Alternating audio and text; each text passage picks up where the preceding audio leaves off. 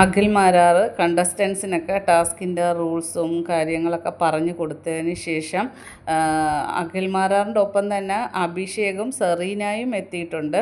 ഇവരെല്ലാവരും കൂടെ കിച്ചണിൽ പോവുകയാണ്. അങ്ങനെ അഖിൽ മാരാർ കിച്ചണൊക്കെ നോക്കിയിട്ട് പറയുന്നത് കിച്ചണെല്ലാം നല്ല വൃത്തിയാക്കി ഇടണം, നല്ല രീതിയിൽ ഫുഡ് പാചകം ചെയ്യണം, അതൊക്കെ ഒരു മെയിൻ ഘടകമാണ്. അതുപോലെ നല്ല കണ്ടൻറ്റ് കൊടുക്കാൻ നോക്കുക, നല്ല രീതിയിലുള്ള ചർച്ചകൾ നടത്തുക എന്നൊക്കെ അഖിൽ മാരാർ ഉപദേശിക്കുന്നുണ്ട്.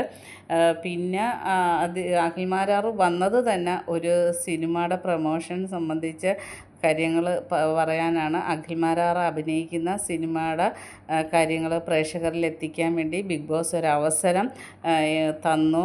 അതിനൊരുപാട് നന്ദിയുണ്ടെന്ന് അഖിൽ മാരാർ പറയുന്നു. അതുപോലെ അഖിൽ മാരാർ ഇവിടെ നിന്നാണ് അഖിൽ മാരാറിൻ്റെ വിജയത്തിൻ്റെ തുടക്കം എന്നോട് അഖിൽ മാരാർ പറയുന്നുണ്ട്. എന്നെ ജനങ്ങൾ അറിഞ്ഞത് ബിഗ് ബോസിലൂടെയാണ്.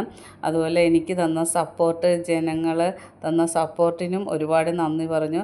ആ ജനങ്ങൾക്ക് മുമ്പാകെ എൻ്റെ ഈ സിനിമയുടെ കാര്യം അവതരിപ്പിക്കണമെന്ന് ഞാൻ ആഗ്രഹിച്ചായിരുന്നു. അപ്പോൾ ഈ സമയത്ത് അത് നടന്ന് എന്നൊക്കെ പറയുന്നു. ഈ സിനിമയുടെ ഒരു പ്രത്യേകത എന്ന് പറഞ്ഞാൽ ഇപ്പോൾ വൈൽഡ് കാർഡ്സായിട്ട് വന്ന ലക്ഷ്മിയും ഈ സിനിമയിൽ അഭിനയിച്ചിട്ടുണ്ട്. അങ്ങനെ അവരുടെ പ്രൊമോഷൻ്റെ കാര്യങ്ങളൊക്കെ ഹൗസിലുള്ളവരോട് പറഞ്ഞുകൊണ്ടിരിക്കുകയാണ്. ബാക്കി അപ്ഡേറ്റുമായിട്ട് വീണ്ടും കാണാം. എൻ്റെ ചാനൽ ഒന്ന് സബ്സ്ക്രൈബ് ചെയ്യണേ കൂട്ടുകാരെ.